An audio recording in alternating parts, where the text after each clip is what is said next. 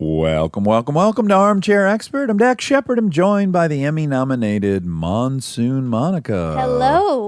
Hello. Today we have Juliette Lewis, and Juliette Lewis, of course, is an actress and a singer. She's also an Academy Award nominee. Like you, she's an Emmy Award nominee and a Golden Globe nominee. She was in Natural Born Killers, Cape Fear, What's Eating Gilbert Grape, From Dusk Till Dawn, California, one of my favorite all-time movies. My boyfriend's so sexy in that movie. Ooh.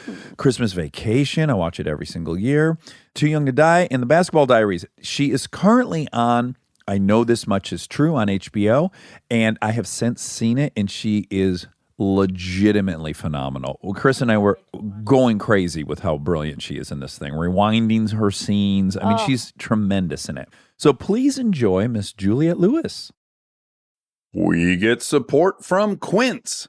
So we've been talking about Quince a lot lately, and as we head into fall, it's the perfect time to reset your wardrobe with their amazing pieces. I think it's so fun to do when the seasons turn over to just spruce up your wardrobe with a couple specials, and Quince is the place. Totally. We're talking organic cotton, Mongolian cashmere, tailored chinos from just $60. Premium fit and quality you'd expect from a luxury brand designer. I love Quince. You know, I like it understated and subtle, and I like stuff that has high quality. And Quince checks all those boxes. I love a lot of stuff from Quince. Honestly, they have incredible premium denim, which is very important for fall. It's pretty much all I wear in the fall is denim. And Quince has such a good selection of quality denim. Their stuff is so versatile, timeless, and built to last that you just grab every single day without thinking. Right. And all of that for 50 to 80% less than similar brands.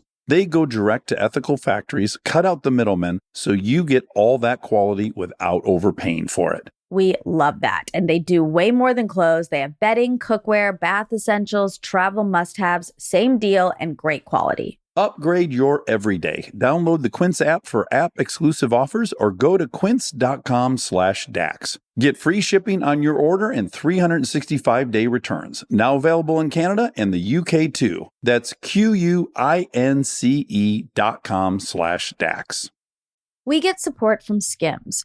Oh man, do I love Skims. I've been living in the Skims lightweight cotton collection all summer, and I have to tell you, getting dressed has become so easy. I just throw it on. It just feels right immediately, whether I'm grabbing coffee or I'm on the couch all day or I'm out, even going to dinner. The cotton is so lightweight and breathable, which in this heat is a non-negotiable. The cotton jersey t-shirt, I just need everyone to know about this one. This one hugs in all the right places. It's very soft and it still looks and fits the same after months of washing, which is very hard to do, I feel, with t-shirts. I've been wearing the black cotton jersey t-shirt with basically everything all summer long. It goes great with any patterned skirt or shorts or pants. I mean, anything, truly. I believe that's probably my favorite piece from the cotton collection, but they also have great lightweight cotton thongs that are so comfortable and they're cute. That is a very, very hard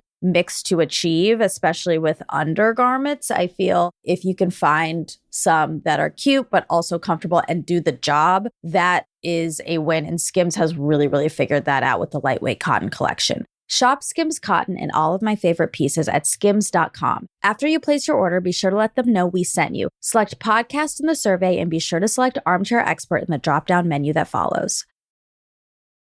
He's an armchair expert. He's an armchair expert. He's an armchair expert. Hi. I'm going to just say you and I are a little bit similar in fun ways, as I've learned. Do you fluctuate between, oh, fuck, this is never going to end, and, oh, fuck, this is going to end next week and I'm going to miss it? Well, for the first time, I just had oh shit, actually, you're not going to have all this free time again. Did you do everything you needed to do? Of course not. But no, the highs and lows of my soul have been exacerbated by this experience.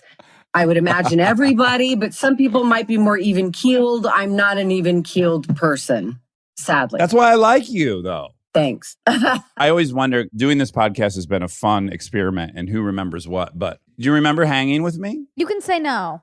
By the way, no pressure, no Yeah. pressure. Well, at Ethan's, wasn't it at a lunch? We had lunch, or you came over to their house, Dinner. right? Yep, I came over for dinner. Yeah, I And we remember. had a Nice. dinner. I had a million questions for you. Mind you, this was like probably 13 years ago, I would Yes. say. Yeah. Yeah, because I think Ethan and I had just done Without a Paddle, and we started hanging out, and it was in Glendale in the hills somewhere. Yeah. And I was like, I played it cool for the first like 15 minutes of the dinner. Uh-huh. And then I was like, how good of a kisser is Brad Pitt? Oh, God. Do you that's- recall this? I was just obsessed with the notion that you had kissed my number one dreamboat. Even you. How cute. I didn't. That is so funny. And you were like, oh, yeah, he's a great kisser, but people are just people and it's not, as big of it. And I'm like, yeah. I tried to take down the objectification of a fellow human being. Yes, that is my style. That is my style. We're in it. Are we We're in happening? You just Oh, yeah. we're Are you in. recording? We're recording. Are you recording? We're all recording. Actually, the show I just did, the Mark Ruffalo show that I'm doing press stuff for, the director, I never had this happen, but much like how we just started this interview where you're just flowing, he removed action and cut. So it was a radical experience. I didn't know, because at first when he said, I don't say action and cut, and you don't know someone, you're like, oh God, what is this pretentious bullshit? Yeah. This is Derek C. in France, by the way. He's brilliant and a revelation to me. But anyway, you come into set, they mic you, they zhuzh your hair, da-da-da-da. And then you just open the door and there you are in the scene. And you keep doing like that. And then it becomes this flow. It was like this whole awesome idea. I love that. A couple of times I directed a movie and I put my sister in it, and it was her No first shit. movie. Hold on. What was your movie you directed? That's very cool. I directed a movie called Hit and Run, and then I directed Chips, and then I directed this other movie called Brothers Justice. Brothers Justice. Thank you. But I used my sister, and she'd never been in a movie. So I had codes for the camera guys. Yeah. Which was like, let's get set. But that really was like action. And then I would just kind of talk to her. By the way, not that she didn't need it. She was brilliant in it. It was just something I thought would be helpful to her. Yeah. And then we just kind of would talk and blah, blah, blah, blah. And then I'd be like, okay, that was fucking awesome. And she's like, what? And I'm like, yeah, we did it. We got it. That's great, Dax, that you knew to do that. Anyway, it's cool. Have you ever seen a David O. Russell set? I visited Bradley one time, and I guess Silver Lining Playbook, and he was just like, and it was wild to see it happening to De Niro, right? Where it's just like, he's just going like, no, you're uncomfortable. You need to stand up. Where are you? What? Just walk down the hall. No one's set for him to leave the room or walk down a hall or stairs, but just everyone's just got to fucking start doing it because he's just this crazy experiment. And that's his way. Some actors are so stuck in their academia or whatever their training is. I'm not one of those. So I actually would appreciate that style, maybe. I mean, it depends. I've had a person who was not experienced cut in the middle of while I was finding something. And I was like, oh no. No, I didn't say this, but inside I was like, dude, you just interrupted. We could have stumbled into something. Anyway. It might have been the best thing I did all day. And now I we can't. don't know. The thing is, like, being a creative personality, we are, I think, naturally obsessive. It can be self-defeating. You're also self-aggrandizing. Yeah. You're just a narcissist, really, with all the many. Horrifyingly so, but because it's a business of rejection, you're not shit or you're this, you're always trying to prove yourself. So with age and experience, some jobs I learned, I was like, okay, it's just a job. Yeah. So you do that, and then the other side is like, no, we're trying to reach the holy grail, which is greatness, or I call it transcendence. Yeah. Can I just start by just saying, and I think I told you this at the dinner, I just like you a lot. I've always liked how nonconformist you at least appeared to be to me.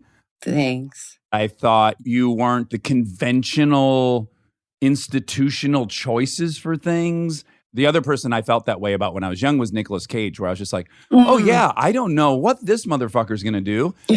What's going to happen? I just loved the kind of punk rockness of it. And it's hard for the punk rockness to invade an institution like Hollywood. And I felt like you did. Thank you. And if I could cut that and put it to a tape, that for a little motivational kickstart to a lot of days. This is recorded, so we'll get It you is a recorded. copy. Yeah, you could always listen. Good. Yes, nonconformist is what I gravitate to. I remember when you came on the scene and you're like, who is this fearless person? Because you would what's the show? And you would put yourself in all these scenarios. Like that's a whole other radical thing, because you're not only you're acting convincing, but you're playing with real life emotion. I haven't since had a similar experience, by the way, which was like, that was the first thing I ever got hired to do. Yeah, because how old are you? That's some daredevil shit. And as a man, that's where you're like, you could get punched in the face. I mean, these are the stakes. Thank you for pointing that out, because I do think like throughout the audition process of that, there came to be a point where there were many people everyone liked in the studio, liked certain people, and like Ashton liked certain people. And one of the one reasons I broke through is that Ashton was like, I don't think he cares if he gets punched in the face. Like, I think he's totally open to that, and I think he'd even like it. So let's go with him. But like, were you just born unique, or is there some childhood stuff that led you? Isn't it funny? Nothing's funny with the time we're in, but what I'm about to say, it's funny that the self-revelation or the unearthing, unpacking your childhood, those first 10 years of life. What do they say, little kids? The first 5 years, really. Oh, yes. And all that attachment, neglect, or if you don't get all the stuff. What I'm getting at is I've been learning today, I'm almost going to be 47, of like survival skills that have become my job. You know, this ability to, you might call it disassociative, but I would live in my imagination. Also, my own experience with childhood trauma made me, I think, very empathetic toward other people's pain and suffering. Yeah. Also made me want to fix it and heal and help. You're one of 8, right? I'm one of a million. No. You're one of 7 billion. But yeah, so both my parents were married several times. I grew up with a brother and a sister. Mom and dad divorced since I was 2. And I have half brothers and sisters that we all have different levels of connectivity.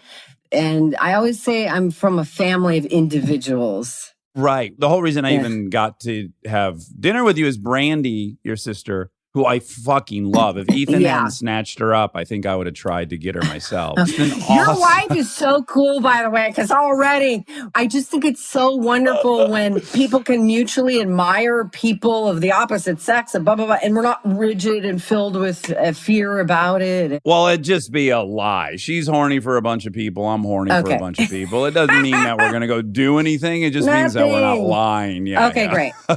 Right. So Brandy, my sister, is amazing. And to be with Ethan, who again is one of my favorite people I've ever met, and to make that motherfucker walk the line, I can't imagine someone strong enough to do that in the best way. That's sweet. Yeah. So I can see, she's a very individualistic person, and you are too. That's an interesting childhood. But that's so sweet. Yes, Ethan Suplee, my brother-in-law, is doing amazing things with his podcast, American Glutton.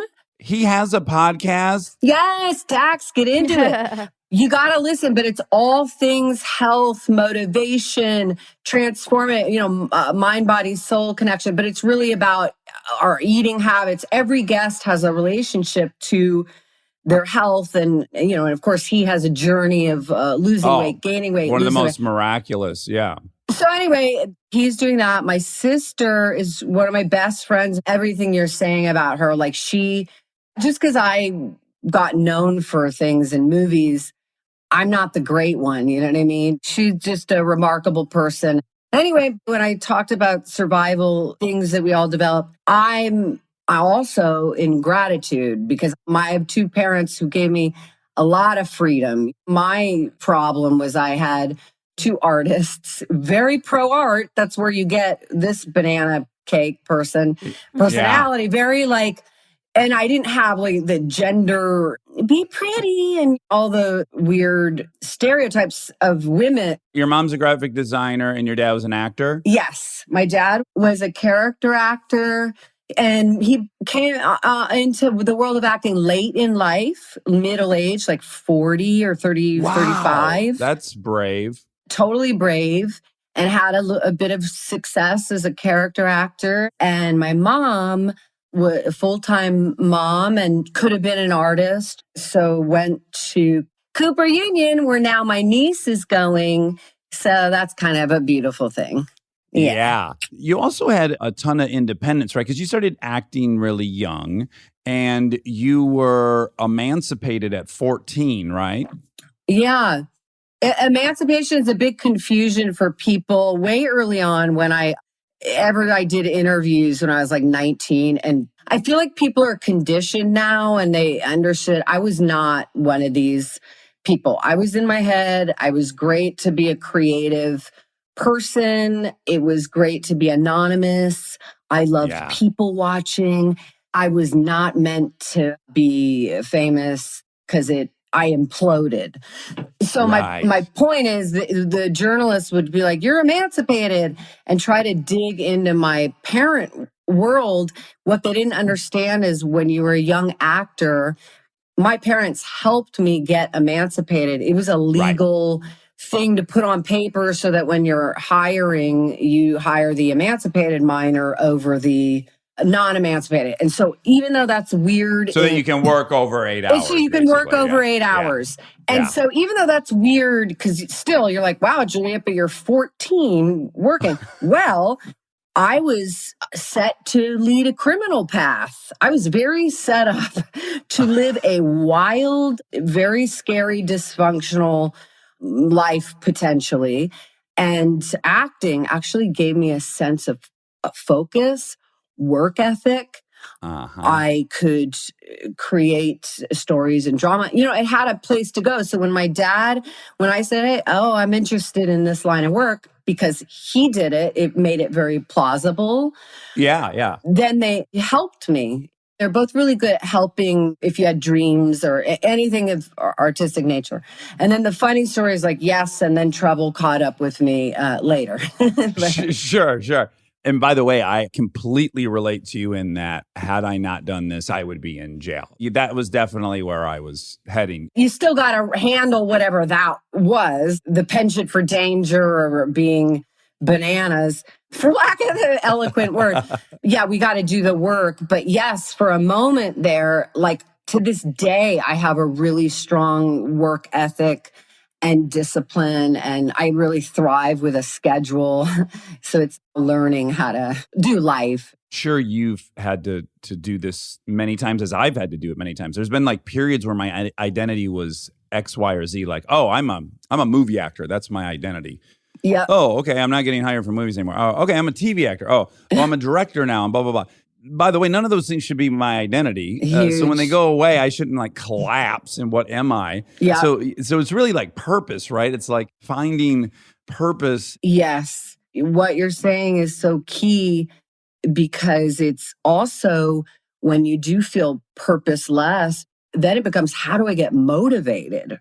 And that's where I get into aging. You know, a lot of us are like, how do I find that energy that we once had when we were younger? But it's purpose. And it's funny, it's cyclical sometimes, of like reigniting a purpose you didn't know was dormant. Nothing makes me happier than when I can help another achieve peace or happiness. You know what I mean? Yeah. Oh, yeah. Service. That's the jam. It's the counterintuitive thing that I feel better helping someone else because I'm not thinking about myself. I It's know. hard to imagine. But so in general on the show, we'll kind of go through your ride, which yours in particular is quite interesting because it happened very young. When I first came into the world for people, it was 1991. For me, it was 89 Christmas Vacation. Oh, shit. There can't be a movie at this point that Chris and I have watched more than Christmas Vacation because we kick off Thanksgiving cute. hits and we're like, when are we watching Christmas Vacation? Should we do it later in the day? Should we do it tomorrow on Friday? But it's going to happen. And then it's going to happen again mid-December. We're going to get itchy to watch it again. I can't even have Christmas without that movie. I'm thinking so many things. This is the way the pinball mind works. So as an artist, you get known for usually what you first came out into the world. So there's literally like 4 movies people will list when they come up to say hello. Yeah. And then artists try to rebel like, no, but it's my current thing. And you're almost in competition with your past. Yes. I think of Prince going, oh my God, I want to see Prince play Little Red Corvette and Beautiful Ones. And remember, Raspberry Beret. He went through a whole thing. He was like, first of all, no, I'm Jehovah's Witness. I'm not doing anything sexual. Secondly, I'm going to fuck with your heads and do some jazz rendition of the songs you want to hear. I just think artists are funny. And yes, we're always trying to be and do our current work. But I am literally so touched that I had no part in it. It was a stroke of luck at 15. And Chevy Chase, there's like 3 people I can validate forever for handing me a career. And just to be a part of this holiday movie, you know what I mean? Like that that is the sweetest thing. Yeah. Like you brought up Punk'd a minute ago, right? And I loved it. But that's not always been the case. There was the first 8 years I was doing press junkets when I was in movies and they'd want to bring up Punk'd. And I always felt like they were saying like, oh, you're just a reality star. Right. You're not even... And all this baggage about it. Yeah. Yes. And I had a huge chip on my shoulder about it. And then at some point, I don't know what happened or why, but I was like, oh, I'm proud of Punk'd. Why was I running from that? And now I'm so proud to have been in that. But boy, for 8 or 10 years, I wasn't. And what a waste of my 8 or 10 years that I could have been enjoying it. 100% all about owning. The more of yourself you can claim, the more you can have grace and not compartmentalize or cut off who you were, are, this, that. But even Natural Born Killers, I mean, there's so many things that I had resentment toward fame or the machine or the they that try to box you in. Right. That stuff was so hard for me to manage at 27, 8, 9, 30. Yeah. You were like 17, 18, 19, 20, 21, 22. I couldn't have made it through that. That's a lot of attention to get at that age, right? Yeah. Ugh, that little person. That was a trip. I actually took a break at 22 for like 3-4 years. And I thought I was done. I thought I will do something else now.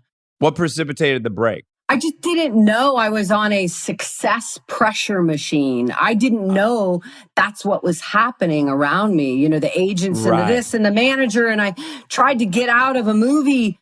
I wasn't doing well as a human being, as a little person. I needed a break. Yeah. Now we're cultivating humanity in some of our industries. I mean, at least superficially. But you can, if you're like, nah, he needs a break for 2 months, maybe wait the schedule out, change the schedule. But this time it was a movie. It was a sequel to Terms of Endearment. I was on drugs and sadly, you're laughing.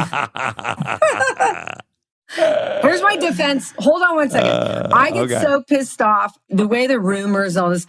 People thought I was on drugs actually before I was on drugs because that's all they could think of. Oh, this thing's different. This personality's weird. Drugs, Yeah. Yeah. All my life lessons, I like to say, were very short and very extreme. What was your drug of choice? Mine was cocaine and Jack and Diet. I was a downer person. The kind you would have to detox from for sure. So Right. I tried to get out of this movie and was threatened. The producer, a female producer, I'll not name her, threatened a lawsuit. For me, I felt like I died in this time period. I will spare you the details. And I look back and I tried to save myself in that moment and didn't know how to fight for myself. The job itself is one that's just riddled with fear. It's so tenuous whether a movie actually gets made. Yes. And even what does that mean? What does it got bought? And then what does it got greenlit? Until you're filming, and even if you're filming, it could go sideways. Like until that fucking thing is at the movie theater on Friday, there's just so many things that can prevent it from happening. So everyone is operating out of great fear, which Yes. none of us are making awesome decisions when we're scared. So I do have some compassion, even for like the most monstrous people I've disliked in this business. You know, they're a symptom of the disease, maybe, not the disease. 100%. And that was the one thing that I would buck against. I showed up at work. I was fine. I didn't have people skills. So I didn't really know how to talk, but I did my job great. But I was 18. Yeah, I'm overly aware of it for the actresses, which is like, wow, here's this 5'2" young woman who has shown herself to be very good at acting and pretending she's someone else that is now asked to be basically a public speaker and a politician, a salesperson. There's such radically different skill sets. Totally it's different. a miracle that any actors can do both to begin with. Yes. But all of them are expected to be that politician, that salesperson at some point. Yes. That's the thing that you don't know. And I was terrible at in the early part of my coming out. I was a great sabotager of all the PR stuff. Like even in the clothes, I went to the thrift shop. I was sort of sabotage photo shoots. I don't understand this part of it. Now I say to my publicist, hey, I can't actually talk about myself for the whole day because I'll have a nervous breakdown. So Right. we can do 4 hours or whatever. Well, you slowly introduce boundaries into Yes. what you can do, right? I got to say, photo shoots are probably, if I had to say, the single most hated part of the entire Yes. experience is a photo shoot. Yeah. I have this similar when we're in the makeup and hair thing. You know, some women, men can focus on how they look for a long time. I don't actually want to think about it. To me, I find it inhibiting. And it's, unless you're creating a character, I don't really want to think about it that much. But do you think any of that part, I mean, because you were unconventional, like, so the fact that your peers at that time had specific thing where you like, I'm not even playing that game. Here's what's funny is this idea even of beauty it's just never been my objective. And I find it limiting because that's not what's going to be lasting. It's got to be your moxie, your chutzpah, your stuff that sustains you. Because a lot of women, they get mired in the being desirable and sexy and all this shit. Yeah. And I like to actually disrupt that. Were you born with that confidence, or did you go, this isn't even a healthy road for me? Like, are you just that lucky that you're like, I don't give a fuck what I look about? Or are you like, I know that road's going to lead me to It is feeling funny. shitty? It is funny, isn't it? Because I have crippling self-doubt and all that stuff. It's just the looks thing.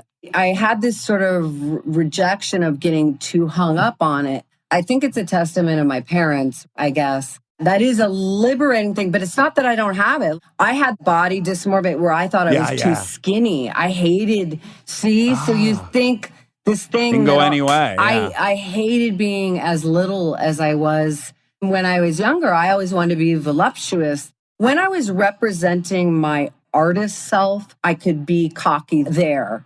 I could be self-preserving in that arena, and I don't know how or why that is. But as a woman and as a human being, I have all the... Again, not to get salacious on you. I guess for me, if I were you and I was young and I was dating Brad Pitt, literally the hottest human being to ever live, that might have helped me at least go like, oh, why even fucking worry about shit?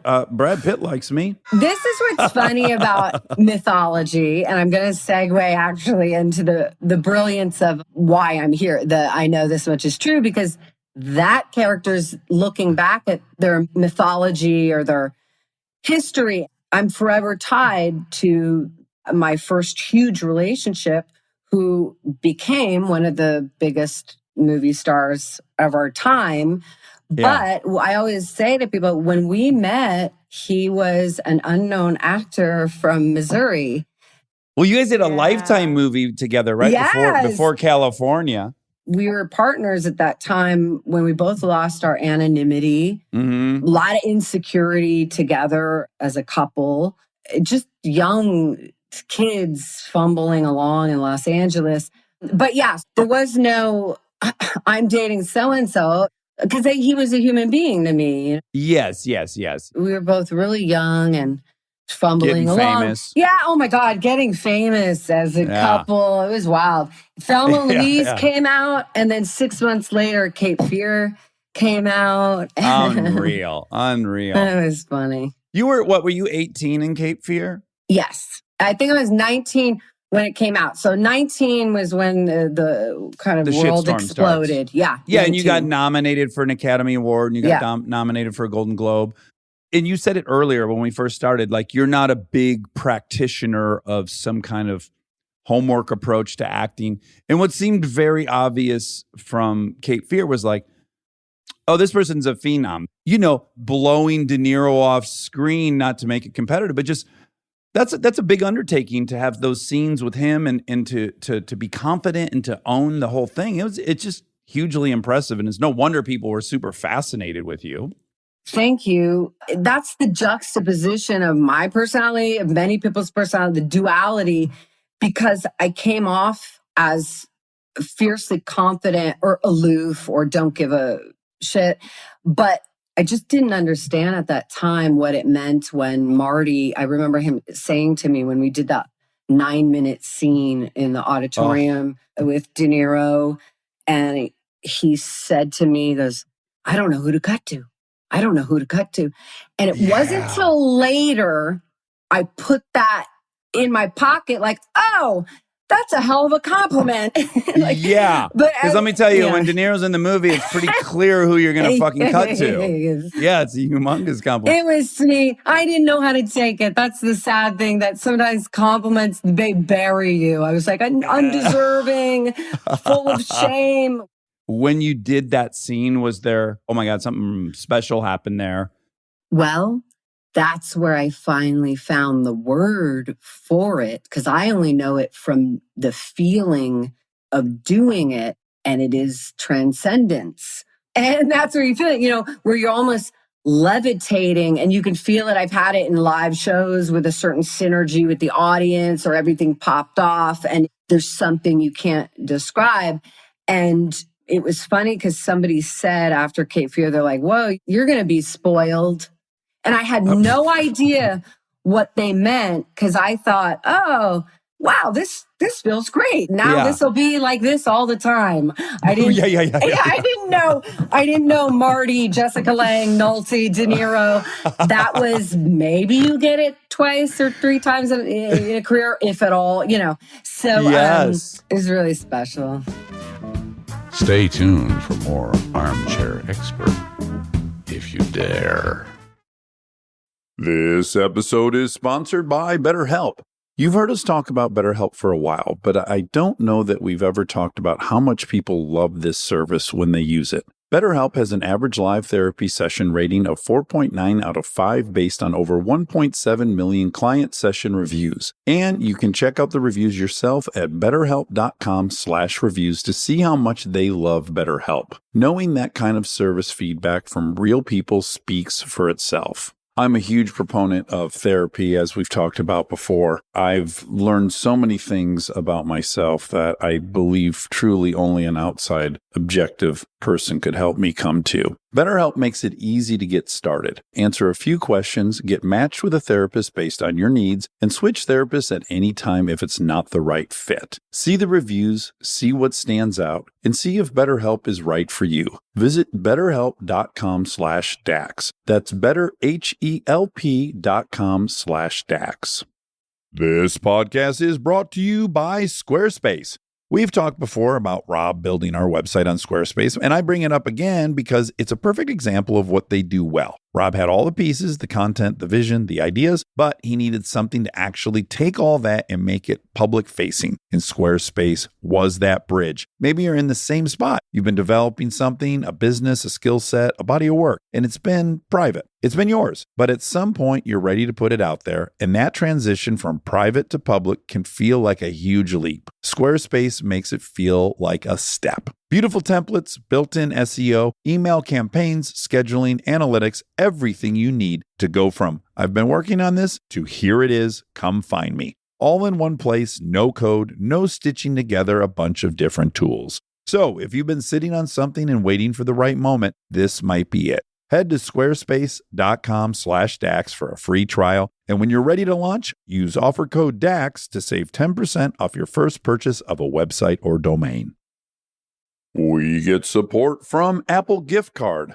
Back to school is here, and for many, that means some big life transitions. Whether they are heading into a new grade or setting up a dorm for the first time, you want to give them something that actually supports their growth and success. Apple Gift Card is a versatile solution because it takes the guesswork out of gifting. It's not just about a new pair of AirPods for focus. It's about giving them the invaluable chance to choose the digital tools and subscriptions that suit their unique journey. They can use it for productivity apps on the App Store, movie nights on Apple TV, or extra iCloud storage for all those new memories. With Apple Gift Card, it's so empowering to give the students their freedom to allocate their own resources. Celebrate their new academic chapter. Visit applegiftcard.apple.com to celebrate their milestones and gift one today.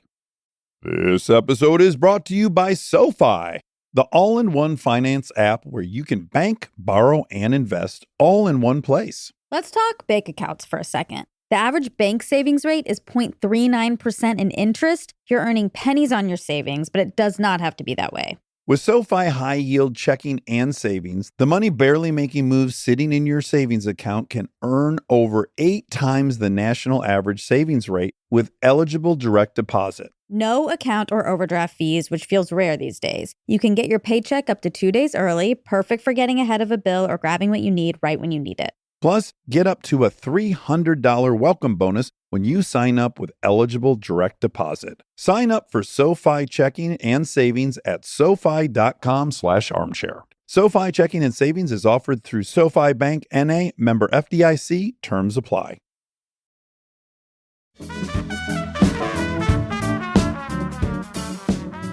So the other experience I must know about, though, is Natural Born Killers, because I think people forget, or probably Monica, who's born in 87, probably doesn't even remember. It was like a social phenomenon. It was just on the news and shit. True. You know what I'm saying? Where it's like, oh, fuck. It got banned. Culture's unraveling because of this piece of art. Cool, I can dig that. Yeah, it has not happened to a bunch of things. Like you can think of NWA and really in that top 5 from my childhood of like just it being perceived as a threat. That's the one thing I'm like, I hope this generation, kids, go watch Natural Born Killers, please. But yeah, it got banned, I believe, in the UK, a bunch of places. Why? So Natural Born Killers, Juliette and Woody Harrelson play this couple that decide to they become serial killers, and they're the heroes of our movie. And it was really a very, very artful exploration of pop culture and the effect of media on people and them wanting to be stars. And they didn't give a fuck if they were stars because they were killing people. That would be worth it. I mean, that was the message. Very but ahead of its time. Oliver Stone was holding up a magnifying glass to mainstream media and how they sensationalize, celebritize. I mean, now they know, don't put a killer on the front of your magazine. Don't print that piece of shit's suicide note. yes, They only yeah. just started, stop saying these people's names, but I know some things you have to report. But at the time, there were these huge stories, the O.J. Simpson, the Lorena Bobbitt, which I know Oliver tagged that on in the end, a clip of all these news pieces. Yes, Oh. yes. I learned so much on that movie creatively, like to be dangerous. And Oliver was very encouraging of you going to your edge, like giving it all. It's Yes, layers yes. of layers of like you could analyze it. So to answer the question, why was it banned? People were looking at one tiny layer. There's also, am I remembering it correctly too, that it was really like a paradigm shift for Woody Harrelson? Yeah. You've grown up knowing Woody Harrelson is like a phenomenal dramatic actor, Yeah. but he was just a dumbass on Cheers Yep. until Natural Born Killers. And then you're like, Huge. oh, he's a hell of a dramatic actor. He's like scary. that. Yeah, he's dangerous. He's all these things. That all happened. That's a very brave casting choice for Oliver was. at that time. It was. Oliver was, I can't believe the words I was going like, he's a people person. Not true. But what I mean is he liked to take chances if you met and you guys had a good meeting. He was daring in the sense he's not going to go, oh, you didn't do this in your prior work, so thus you can't do it now. You know, Right. I was an ingenue. I was a tiny, innocent, the bat world. And so for me, it gave me a chance to flip that on its head. And then after that, I did a comedy, a Nora Ephron comedy, but it didn't hit.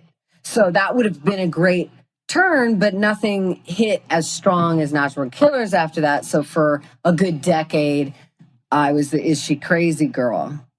Yeah, wow. Yeah, because my first several movies, I just played a dumbass. And so right. I would meet people and they would be genuinely shocked that I wasn't really dumb.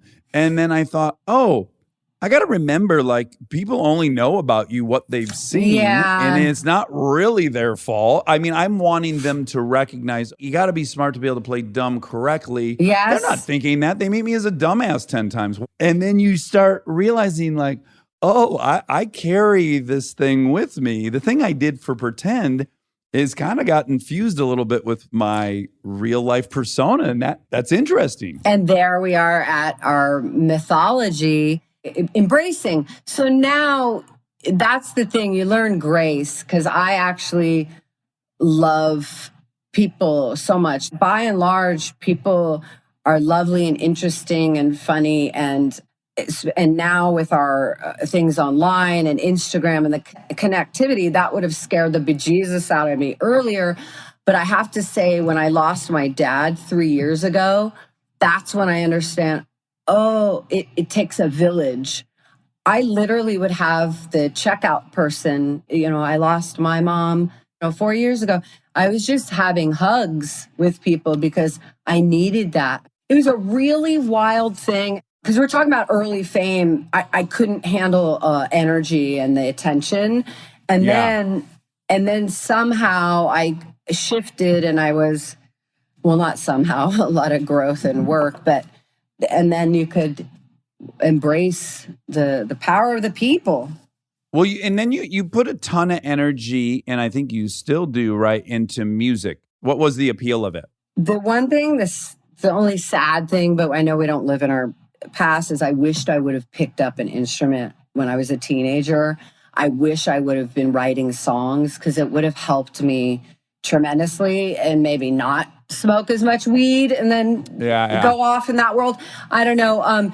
Music is a soul expression. You can connect to the frequency of whatever emotions are dormant, whether it's your superhero self or an anger anthem song or a lost woman longing song. You know what I mean? You could sort of exercise this energy in a creative way that really beautiful and productive. Yeah, it's inherently emotional, right? Music, as opposed to like so many other mediums. Everybody's wired differently, but I know for me, music, it goes back to earth and your heartbeat and the flow of the blood. And, you could get into some trippy metaphysics stuff with it. Yeah, so when I finally got to collaborate, so someone would play guitar or bass or drums, and I would write lyrics and melody. It was really interesting, like put a band together. I did a whole thing when I turned 30, and I was like, holy shit, I'm 30, and I didn't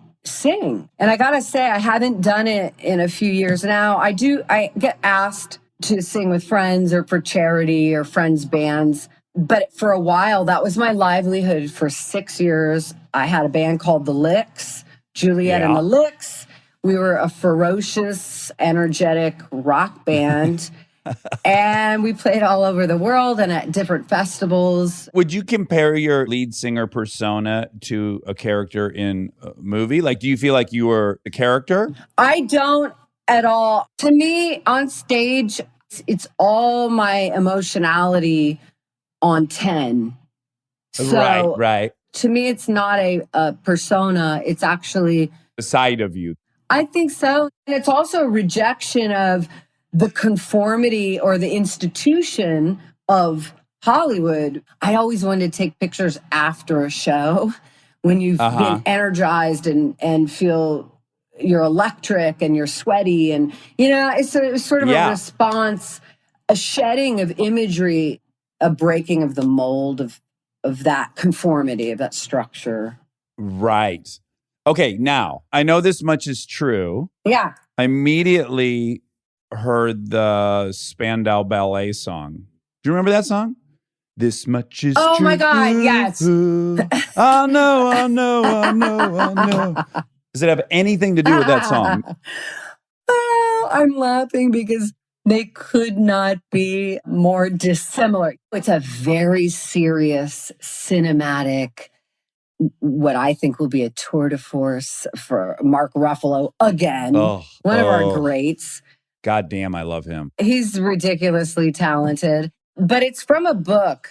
It's a 6-part show, and the director described it as a 6-hour movie, but it's really beautiful, rich family dysfunction and as someone searching for their identity. And then I'm this scholar and totally different. I love characters, so I love people who are different from myself. But my character is very funny because Mark comes to me, his character is Dominic, and he wants me to translate, I'm in linguistics, translate a manuscript of his grandfather who he's learning is very toxic. And he's trying to figure out more about his family. He comes to me, I'm a sort of narcissistic scholar girl with a chip on her shoulder. And we have some incredible, really good scenes that were good, meaning they were fun. Everything with Mark is honest. There have been people I've worked with that are bona fide amazing actors, and they've won awards. And I've been watching them, and I go, oh, they're kind of an island. They're doing that thing, and I love watching that thing. I'm not critical of it at all. Right. And then I've had the experience with some of them where it's like, oh, they drug me into their orbit and I really enjoyed it. Like they sucked me in. It wasn't just them performing. It was like they enveloped me in their bubble. Yes. And that's a very fun feeling. And I love to believe Mark Ruffalo is one of the invite you into his bubble type of people. 100%. He is such what you're describing. He's such a giving person. And as an actor makes it look, and I felt this way with De Niro, so effortless. They just are who they are. So it makes it easier for you to assume your role. Yeah, it's almost as if they believe their reality so strongly that you can buy into their reality as well. I think you and I are similar this way. I'm actually dying for the moment where I'm confused in the scene and I feel like I'm falling backwards and I actually have to catch myself and figure out my way out. Like that's what I'm living for. Okay, this is the thing. And if it can be an analogy in life, is dig into the discomfort. And if we can get into that and find the revelation, the freedom and the whoa in it, that's the creative joy. I remember this Ruffalo scene, my character, it was so weird to do in the middle of it. It was like, guys, am I bad acting? I feel like I feel so funny. And they're both, Derek and Mark were like, no, she's bad acting. The character is being pretentious, trying to get attention, like she's being full of shit.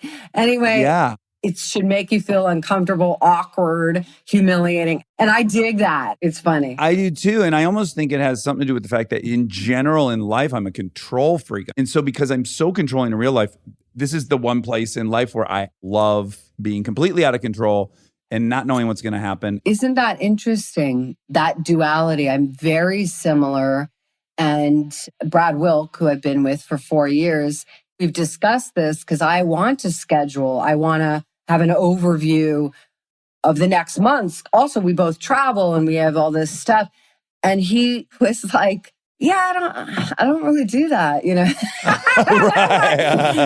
like, I just play it by ear. And I was like, oh my God.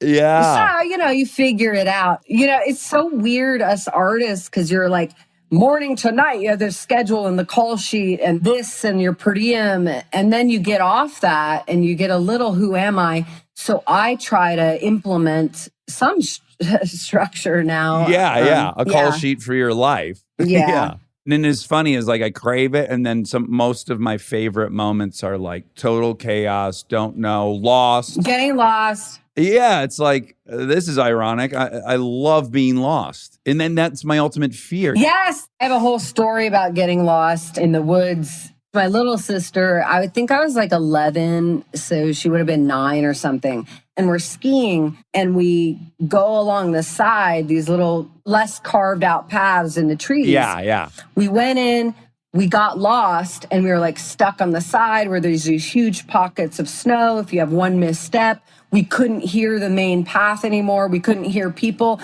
And we're these little kids, I'm like, let's keep going. And then you finally you find out what you're made of. Yeah. And we're these little wee kids. So then we hear voices. I'm like, we've salvation. We hear it. So we get out, we get down to the bottom. You're sweating and you're like, whew, we almost died as little kids. And then we go back up the hill and I turn to my sister and I'm like, you want to do it again? Of course. Getting lost. Yeah. Okay. Well, I got to say, I've been seeing some trailers and advertisements on HBO for I Know This Much Is True. And I'm very, very, very excited to see it. I can't believe you stuck the Spandau Ballet song in my head because now that's what I'm hearing. Yeah. I know this. It's a real throwback. Yep. Well, Juliette, just as fun as the time I had dinner with you, and I hope to cross paths with you again soon. And I adore you. I'm grateful you were willing to talk to us for so long. This was fantastic. And I'm going to give Ethan a big hug from you and vice versa. He says hello. Wonderful. And I got to listen to his podcast. What's the name of it again? American Glutton. You'll love it. American Glutton. All right. Mad love. Bye. All right. Be good. Stay tuned for more Armchair Expert, if you dare. This episode is brought to you by ServiceNow. Look, I have my dream job. I get to talk to folks I admire like crazy and ask them virtually any question that I want to. I can't imagine a better way to spend my time. But even dream jobs have some not so dreamy parts, the stuff that gets in the way of the actual work. Now, that's where ServiceNow's AI specialists come in. They don't just tell you what you should do about your busy work. They actually do it, start to finish. Cases closed, requests handled, no extra work for you. So you and your team can focus on what matters most, which for me is, are they obsessed with male bodies on the same level as I am? They never are. To learn how to put AI to work for people, visit servicenow.com. Living your best life means being extra where it counts and skipping the extra where you don't need it. Like in your cleaning products. That's where Seventh Generation comes in. Their bio-based cleaning power delivers a powerful clean with nothing extra in the bottle. Need a dish soap that cuts through the tough grease? A detergent that tackles the worst stains and odors? Seventh Generation handles it all without any dyes or artificial fragrances. Real clean doesn't have to come with a long list of add-ons. Upgrade to a powerful clean without anything extra. Look for Seventh Generation dish soap and laundry detergent wherever you shop for your cleaning products. And now my favorite part of the show, the fact check with my soulmate, Monica Padman. Okay, so since we talked to Juliette Lewis, I watched I Know This Much Is True on HBO. Uh-huh. And I can't believe I'm about to say this. I've never seen a movie with Mark Ruffalo where Mark Ruffalo isn't the most intriguing element, no matter what it is. Yeah. He's so phenomenal. He is. She Blows him out of the water. I mean, she is incredible in this. Wow. Kristen and I, we rewound like 10 different little choices. Wow. She is so on another level. That's awesome. Yeah, she was incredible. I mean, she like in the middle, I think I told you this, in the middle of like talking in a scene, she's eating and then she spits some of her food out in her napkin, just really casually. And it's all it is real. Like she's not scene steely. She's not like overly busy. She's just like, oh my God, I'm spying on somebody. That's so It's kind of interesting. next level natural real acting. So cool. Yeah, it was really mind blowing. Yeah, I'm glad she got that role. After we recorded with her, I really want to watch Natural Born Killers. Yeah. Really bad. Yeah. Would you rewatch it? You know, the movie's like an acid trip. It's not something I necessarily desire to ever see again. Okay.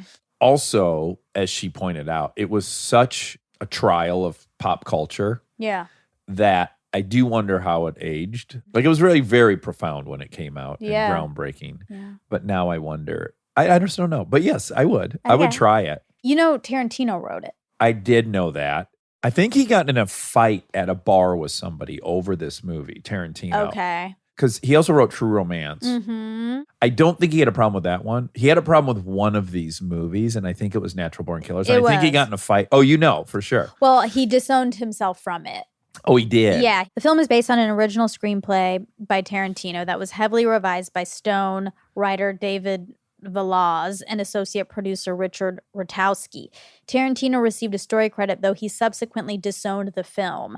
After Tarantino attempted to publish his original screenplay to Natural Born Killers as a paperback book, as he had done with the scripts for True Romance and his own directorial efforts, Reservoir Dogs and Pulp Fiction, the producers of Natural Born Killers filed a lawsuit against Tarantino, claiming that when he sold the script to them, he had forfeited the publishing rights. Ooh. Eventually, Tarantino was allowed to publish his original script. He disowned the film, saying, "I hated that fucking movie. If you like my stuff, don't watch that movie." Oh, wow. Yeah. Wow. Does it have a list of producers on that movie? I want to look this up. Yeah, look it up. Okay, we're getting somewhere. Yeah, Don Murphy. Okay, who's that? I think Don Murphy's the one who originally optioned that, which got the ball rolling and gave him control of that. He famously discovered McConaughey in a bar. He was in town doing the Linklater movie, Dazed and Confused, and met McConaughey at a bar and was like, this guy should play someone in the movie. And he did. And then he became a star. Wow. My boyfriends are in that. Just Are one. they both? No, just Ben Affleck's in Okay. it. Anywho, I'm pretty sure that Tarantino got in a physical altercation with Don Murphy post Natural Born Killers, maybe in Sundance or something. Oh, something boy. exciting. Some kind of drama happened. Well, it sounds like he has a lot of bad. He did bad not like how thoughts. that was executed. Don Murphy, Quentin Tarantino altercation. Oh, here we go. The suit stems from an incident that occurred October 22nd when Tarantino confronted Murphy in the West Hollywood restaurant Ago. According to reports at the time, Tarantino struck Murphy several times my before the God. scrap was broken up. Oh my God. Okay, yeah, Murphy sues Tarantino after talk show sesh. Oh, wow. So this didn't go well. This did not go well. Tarantino won $5 million assault claim. Oof. Ooh, that's an expensive. It's an expensive tantrum. It's an expensive. Yeah. When I worked with Burt Reynolds, he told this very long-winded story, and it was great. He was the best storyteller ever, and it involved him punching a director out. Oh my God. Who, according to him, was abusive to the cast. Oh, okay. And then that director sued him, and he got $500,000 or something that was very monumental in the 70s. Yeah. And he said, it was worth every penny. That was the button to his story. Oh boy. Oh boys. Oh, boys. Okay, yeah. So where was it banned? It was banned in Ireland. Oh. When the film was first handed to the MPAA. Do you say MPAA or MPAA? MPAA. Okay. I'm going to say MPAA. Hong Kong. They told Stone they would give it an NC-17 unless he cut it. As such, Stone toned down the violence by cutting approximately 4 minutes of footage. Oh. And the MPAA re-rated the film as an R. Only 4 minute difference. Interesting. Okay, the film was banned completely upon release in Ireland. Really quick, have you heard these strategies that some people have had? I think Matt Stone Trey Parker. Is that their names? Yeah, Matt and Trey, yeah. Yeah. Apparently in that great puppet movie, they had like the sex orgy. And I think the sex orgy was like 20 minutes long. Oh my God. Knowing that they were going to have something to barter with. Oh. And then there's been a couple cases of this where people put way too long of it in, anticipating that that's what they would cut out. And then it made it. Oh, wow. I wish I could remember all the ones that's that's happened to, but there's great. been a couple famous ones. But I do think, I want to say 20 that Matt and Trey thing, they still were allowed to keep like 7.5 minutes or that. You know, it was very Wow. gratuitously long, and apparently it was twice as long. Oh my God, that's hilarious. It is really funny. I think all that shit was created, the MPAA, historically as a Red Scare stuff. Really? Yeah, I think basically the government was going to start cracking down on all the commies, and then this was their solution to self-regulate so that the government wouldn't start regulating motion pictures. I think. You think? I think. Okay, Christmas Vacation 30 years ago. It was 1989 it came out. 1989. So how many years ago was that? Well, you were 2 years old. 31 years ago. You were. No, I'm 32, right? Yeah, but 31. 89 to 2020 21. is 31. That's right. But you were born in 87. Yeah. But we're coming up on my 33rd. Yeah, we are. We're really knocking close. at the door. Yeah. It feels like such a nothing birthday. 33. Everything between 30 and 35 is nothing. And then when you Yeah. get to 35, you go, ooh. Yeah. I'm closer to 40 than I'm. Yeah. Yeah, that's when it gets serious. Oh boy. Okay. Yeah. Okay, I don't want to think about it. Okay, back to Juliette. Yeah. She said that the first 5 years you kind of solidify your attachment style. Oh. I'm super interested in attachment styles and stuff because we talked about it a bit on Monica and Jess. And so I've been wanting to read some books on it. I know nothing about that. There's this theory, this attachment theory, that you develop in your childhood attachments to your to your caregivers, and then that sort of replicates in life. All future attachments? Yes, like how you attach. And Yeah. there's different kinds. Real love addicty for me. Let's find yours. Okay. Okay. Attachment theory is a psychological, evolutionary, and ethological theory concerning relationships between humans. The most important tenet is that young children need to develop a relationship with at least one primary caregiver for normal social and emotional development. The theory was formulated by psychiatrist and psychoanalyst John Bowlby. Within attachment theory, infant behavior associated with attachment is primarily the seeking of proximity to an attachment figure in stressful situations. Parental responses lead to the development of patterns of attachment. These in turn lead to internal working models which will guide the individual's feelings, thoughts, and expectations in later relationships. Okay, so there's 4 kinds. Okay. Hold on, let me also look at my picture. My picture was really good. I don't know how a picture is going to play into this, so I'm kind of excited. A photograph, It's like a graph. A graph. Yeah, Okay. it's a graph, and it was helpful for me. Okay. Okay, the first one is a secure or autonomous attachment. The second is avoidant or dismissing. Third is anxious, preoccupied. And 4 is disorganized, unresolved. So I'm going to get a little deeper, okay? Yeah, please do. Now I'm in my graph. Those, to me, weren't great descriptors because I don't understand what any of those categories mean just intuitively Okay. from the description. Please. I'm really sorry. Okay, secure. Can trust fairly easily, is attuned to emotions, can communicate upsets directly.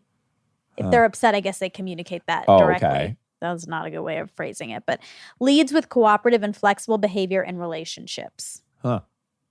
Okay, anxious, has a sensitive nervous system, struggles communicating needs directly, tends to act out when triggered, i.e. makes partner jealous. Oh. 3, avoidant dismissive, downplays importance of relationships, is usually extremely self-reliant, Uh-oh. can Yeah. become more vulnerable when there is a big crisis. Oh. Wait. Give me the title of that one again. That one's avoidant dismissive. Avoidant dismissive. Okay. That felt the most. Like you? Yeah. Okay. Avoidant fearful is the last one. More dependent in relationships than avoidant dismissive. Okay. Strongly fears rejection. Oh. Has low self-esteem. Oop. Has high anxiety in relationships. Okay. Which one do you think you are? Can you be a mix of these things? I'm sure. Because I'm sure I have the first one that sounds. Secure. Yeah. My mom was a good mom, I know. but she was busy as hell. I have been that third option in relationships for sure. I'm super self-reliant, and I think I am sending a subtle message that I'll be fine without you, whether I'm intending it or not. Mm-hmm. Yeah. I don't know what to say about that. Yeah. I know that, oh man, mine like started in elementary school. Like I had a girlfriend in elementary school. Yeah. No one liked me. This girl with thick glasses and I were an item, and we brought each other treats on the holidays. Aw, yeah. that's Connie, I want to say her name. Oh my was. God, you don't Yeah. even remember her name. I That's don't. definitely avoidant. But she, we were not the pick of the litter. Sure. We weren't Trevor and Amy. It's just, we weren't. And then, so all of elementary, very much desiring girlfriends, Yeah. had crushes on a lot of girls. Sure. Didn't get any of the girls I liked. Mm-hmm. Then junior high, like a light switch, all these really popular girls started liking me, the eighth graders, when I was Yeah. in sixth grade. Yeah. And that kind of changed everything. And then I was reckless and a kid in a candy store and cheated because I wanted the attention from everyone at all times. Yeah. And I just did that. And then high school, more of that, but then developing into more responsible with other people's feelings. Yeah. Still could have been better. And then 3 very distinct long-term relationships that have ended up with me here. So I know it's hard to weed out what I was predestined to be and how I've evolved. It's kind of like that, the Enneagram test. It's like who you were that you overcame, Right. who you are today. Yeah, I think you can come in and out of these. I don't think it's like a death sentence or it's not like so Permanent. rigid, but it is what your neurons are used to when you're little. What you're receiving from your parent is how you manage. Yeah. I want to hear attachment. more explanation of the childhood aspect, like a deeper description of how the parent and child interact, especially for the category that I think I might Let's be see involved. if I can find more. Okay, here's another graph. Okay. Okay. My kids were so open to babysitters and stuff. Yeah. There was only a couple they disliked. That's true, but they've been exposed to that from a very early age. Yeah. So yeah. maybe that has to do with it. Like, Uh-huh. also I do remember when they were really little, especially Lincoln, when you guys would leave, we would say all the time to them, parents always come back. Yeah, we always come back. Yeah. So But there she wasn't was like these big worried. epic blowouts that kids have about their parents leaving No. that I see other parents dealing with. That's true. Yeah. But again, I think it's just because they had a lot of people Yeah. in their life. Carly which was there from good. day one. Yeah. Then you were there. Grandma just brought these videos and we watched them. Yeah. And there's a video of you washing Lincoln in the sink. Oh my gosh. Yeah, and she's under 2. Wow. Yeah. Do you remember Miriam? She's like the baby whisperer. And, Right. And occasionally, like if Kristen was working or needed a break or something, she would do like a night nurse situation. Right. Like maybe for a week we had her. She's lovely. We were like totally took her style of like when you'd pull the pacifier, when you do all these things. Yeah. We were all in on her technique. And Yeah. for us, it worked. Like Yeah. the kids slept through the night really quick and Yeah. she put us on a schedule, blah, blah, blah. I've never told you this, but one time she pulled me aside and she said, and she had a very thick accent. She was like, Monica's not wiping the baby's butt good enough. No. Are you serious? Wait, I don't Yes. even remember ever being in the same vicinity as her. You Are you sure it was me? No, it was 100% you. And she was like, she doesn't wipe the baby's butt good enough. And I was like, that's a bummer because Monica's my favorite babysitter. What? Oh And my I was God. like, should I tell her to wipe her So butt better? I'm I like, hate this story. And then I remember, well, that's why I never told it to you. But now, so many years later, and you're still here. But I never even saw her. I've never even met her. How you does she have. You just don't remember. Because when she told me you were there babysitting, she had showed up. But was it to like do Delta? the night. It had to be Delta because Lincoln was out of diapers by the time you. No, she wasn't. Oh, but okay. why would I be there if she was there? Because you were in the day. Not really. For Lincoln, I really only came at night. It was mainly your just date nights.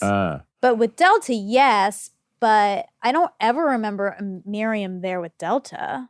She might have done like a handful of sleepovers with Delta. Oh. Anywho, I remember her telling me that, me thinking like, okay, well, I just got to be on high alert if you change the diaper. That Like, doesn't even sound like me because I use like 45 wipes on those kids. I didn't necessarily believe it. You know, some of these people are territorial and no one's good enough. Yeah, this sounds crazy. Yes. It was nothing to me. Well, it could have been my whole life. She needs to be careful. I don't think that's true. It's probably not true. I mean, it's true that happened. Well, that no, she, I believe she that- told me that. Believe that I don't happened. want Miriam to think. I could give a fuck about Miriam. I hate her. I love Miriam. Can't be true. Yeah, If you I think know. of my personality. Well, I know it's very inconsistent with your personality, but I'm sure I have wiped their butts before and not gotten it all and thought I did. And that if Miriam was the next person to look there, she might think I don't clean the baby's butt good. I don't know. Okay, but there's so many questions, okay? One, Okay, I shouldn't have told you this. no, I'm glad you told me. If she saw the baby's butt after me, it would have been post poop. So unless she's just looking at Lincoln's butt randomly, then of course it's not going to look clean because the baby had just pooped. Or sometimes the diapers would fall off as she played. That would have to be so extreme. I am not going to try to defend how Miriam knew this or discovered this. I simply am just telling you that at some point she said, Monica not wiping the baby's butt good enough. And I was like, okay, I'll make sure she does. Ugh. Oh my God. Yeah. Wow. I just don't think it's possible. I just don't. Well, I have, Especially with you guys. think it's I know for sure there's no way. I was so scared of losing that job. There's just no way. I hate her. Oh my goodness, I should have never said anything. I thought enough time, like statute of limitations, because it was over 5 years ago. Still. Listen, it is possible that I have left poop on their butts. Okay. It could have happened. Okay, so let's say it happened one time. Yeah. Then that's not enough A for her to pattern. say. Right. And it definitely wasn't something I did all the time. No, well, I don't know that she was. I don't think she'd ever been around you enough to make that assessment. Okay, so I think she just found. Who knows? I hate her. Again. Okay, I hate all her. right. Okay, so secure. Okay, but are they suggesting it's the child's bonding style? No, right? The parents are leading it's this. what's It's exactly the response to however the parents are parenting. correct. It's sad, and I totally understand it, but it is sad that there are many parents that maybe didn't want the baby, I know. you know, or wanted it and didn't underestimated what it entailed, and were very young and were very stressed with work. But Yeah. it's really sad. Okay, well, this is another graph that's kind of interesting. Okay. Secure attachments, 65% of the generalized U.S. population have this, secure attachments, according to this. The child's general state of being, secure, explorative, happy. Mother's responsiveness to a child's signals and needs. Quick, sensitive, consistent. Okay. Fulfillment of the child's needs. Believes and trusts that her needs will be met. Okay. All right. Avoidant, 20% of Americans. The child's general state of being, not very explorative, emotionally distant. Mother's responsiveness to her child's signals and needs, distant, disengaged. Fulfillment of the child's needs, why the child acts the way it does. Subconsciously believes that her needs probably won't be met. Oh. Well, the truth is neither you or I have a single memory before 4 years old when all this happened. Yeah. So there's really no way for us to know what our parents did. But if you have some of these isms, you can kind of reverse engineer, kind of forensically figure out how your mom did you. I guess, but also like, I think their parenting still goes on. Like, I still remember how they parented once I do have memories. I don't think they did a big shift at age 5 when I got memories. You know? Right. Okay, the third one is ambivalent, 10 to 15%. Child's general state of being anxious, insecure, angry. Mother's responsiveness to her children's needs, inconsistent, sometimes sensitive, sometimes neglectful. Fulfillment of the child's needs, why the child acts the way it does, cannot rely on his or her needs being met. Oh, interesting. Okay. The last one, disorganized, 10 to 15%. Child's general state of being depressed, angry, completely passive, non-responsive. Ooh. Mother's responsiveness to her child's signals and needs, extreme erratic, frightened or frightening, passive or intrusive. And then fulfillment of the child's needs, severely confused with no strategy to have his or her needs met. Oh. Yeesh. It's interesting. Oh, happy birthday. It's good to know. I think people... It's just heartbreaking. It is heartbreaking. But it's good to know because if we're replicating these patterns, it's helpful to know why you're feeling the way you're feeling and that it could have nothing to do with the other person. Could it be just simply about your attachments? Well, I don't think it ever has anything to do with the other person. I mean, Well, sometimes it does. Yeah. So you think you're what? I don't know. I don't know. I think when I was younger, I identify a little bit with that third category of being self-reliant and Right. I guess kind of ambivalent. Although, I don't know. I'm just very love addicty. That I can, Yeah. I remember. If anyone I was with was getting full-blown attention. I have friends who ignore their girlfriends. I hate it. I find it to be one of the most uncomfortable versions of like a pathology in a relationship to be around when one Mhm. person's ignoring the other. Yeah. That is funny. I mean, I notice when we're in groups and stuff, the levels of closeness people have, physical closeness that couples have. Oh, And like proximity. yeah, like how often they're touching or Mhm. sitting on each other's laps or whatever. And you guys have the most. Oh, really? Yeah. Oh, that's Mm. nice. When we're all sitting together, Mm-hmm. you guys are normally touching. Mm-hmm. And most of the other friends are on the scale somewhere. But I would say you guys, majority of the time you're touching. Mm-hmm. And then I'd say like the next level, and they are in and out of touching. And then there's couples who don't sit next to each other. So I'm just really aware of what other people's physical proximities are.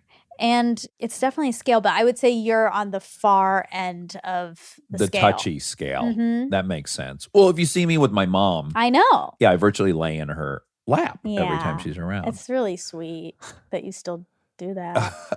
I just pray my daughters do that. Because at night I pet their ear really gently. And I pet their ear exactly how my mom pets my ear, even now as an adult. And I think, I don't know if they like it because they're just I'm kids. sure they love it. They're like, whatever. But I'm like, but I hope this will come to symbolize security and that they'll desire it when they're older. Do you think you desire what you have? Or do you desire something you didn't have? Well, my mom was very touchy with me, and so was my dad. My dad was a big snuggler Yeah. and a hugger and a kisser and a hand holder. Right. I think I'm Right. very much like my dad. My dad was very like, again, passionate to whoever was in front of him and Mhm. just dropped the ball on making sure the right people were in front of him throughout his life. Right. Yeah, and all my criticisms of my father, I would be so full of shit to pretend he wasn't like incredibly loving. He was Yeah. super expressive. There was a lot Yeah. of things about him that were really spectacular. That's all.